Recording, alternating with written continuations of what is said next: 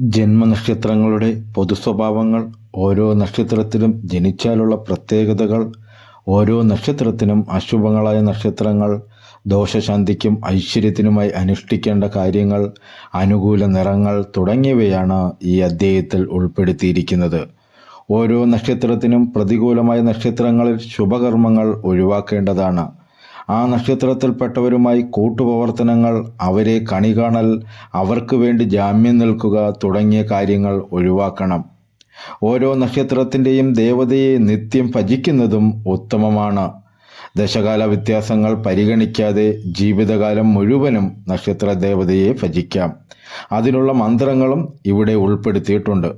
നക്ഷത്രമൃഗം, പക്ഷി, വൃക്ഷം, ഗണം, ഭൂതം തുടങ്ങിയവയും പ്രത്യേകം കൊടുത്തിട്ടുണ്ട്. ഓരോ നക്ഷത്രജാതരും അവരവരുടെ മൃഗത്തെയും പക്ഷിയെയും ഉപദ്രവിക്കുകയോ കൊല്ലുകയോ ചെയ്യാൻ പാടില്ല. അവയെ പരിരക്ഷിക്കുവാൻ കഴിയുമെങ്കിൽ അത് ആയുർവർദ്ധനകരവുമാണ്. നക്ഷത്ര വൃക്ഷത്തെ നട്ടുവളർത്തുന്നതും ഐശ്വര്യപ്രദമാണ്. എല്ലാ കൂട്ടുകാരെയും തത്വമസി ജ്യോതിഷത്തിലേക്ക് സ്വാഗതം ചെയ്യുന്നു.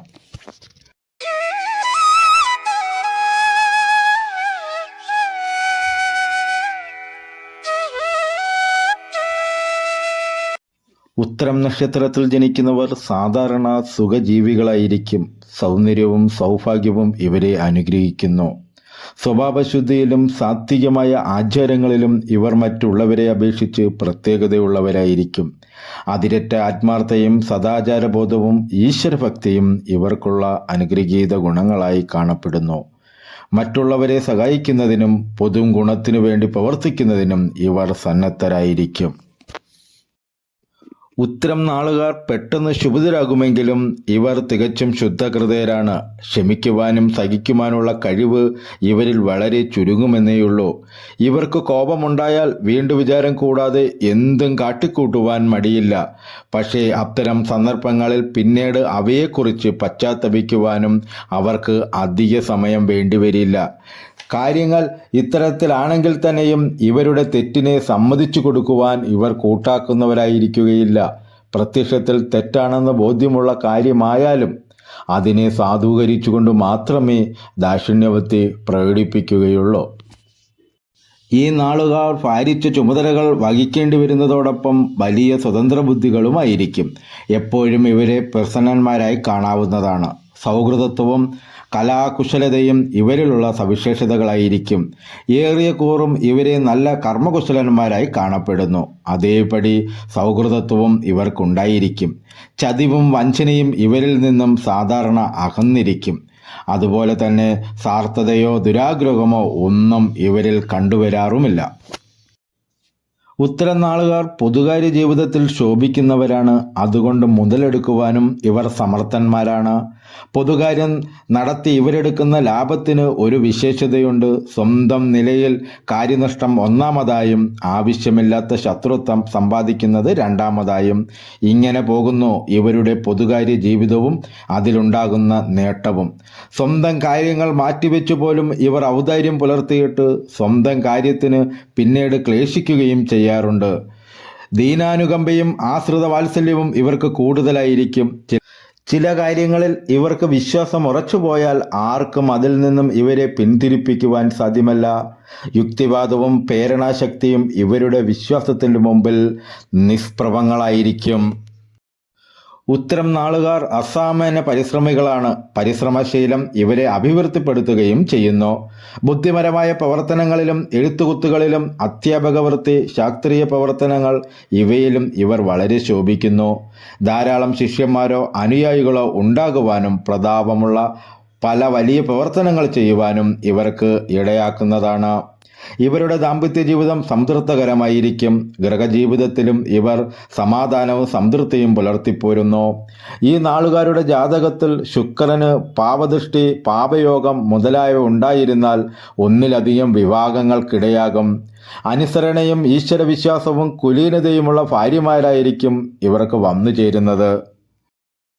ശിരോരോഗം, ദന്തരോഗം, വായുക്ഷോഭം, അർസസ് ഇവയെ സംബന്ധിച്ചുള്ള അസുഖങ്ങളായിരിക്കും ഇവർക്ക് മിക്കവാറും സംഭവിക്കുന്നത്.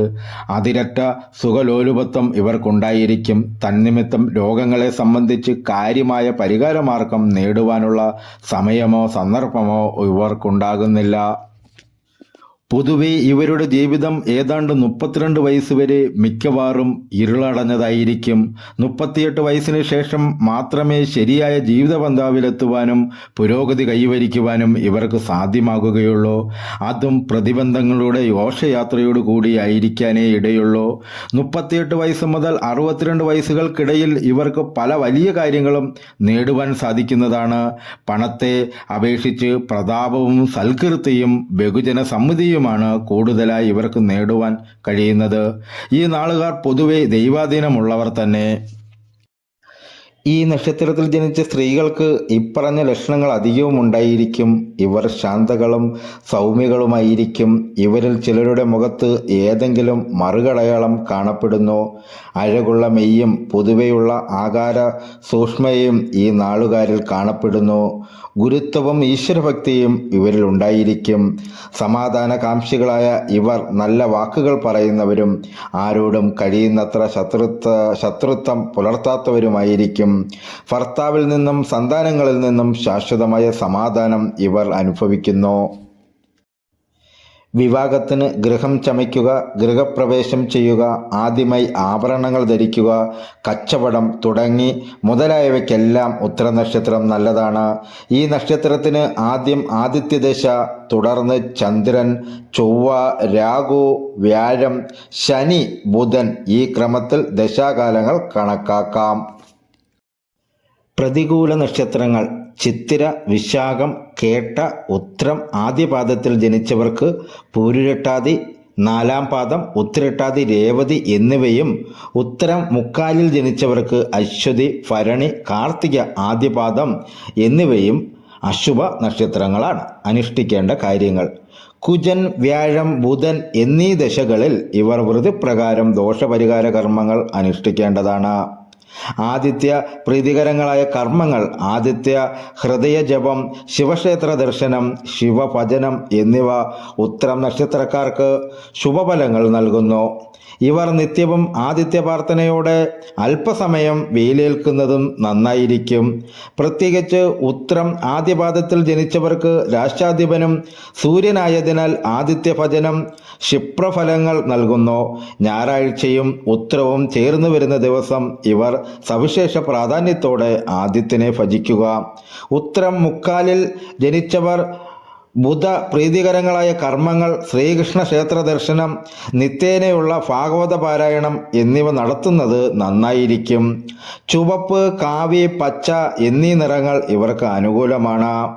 നക്ഷത്രമൃഗം: ഒട്ടകം. വൃഷം ഇത്തി. ഗണം മനുഷ്യഗണം. യോനി പുരുഷൻ. പക്ഷി കാക്ക. ഭൂതം അഗ്നി.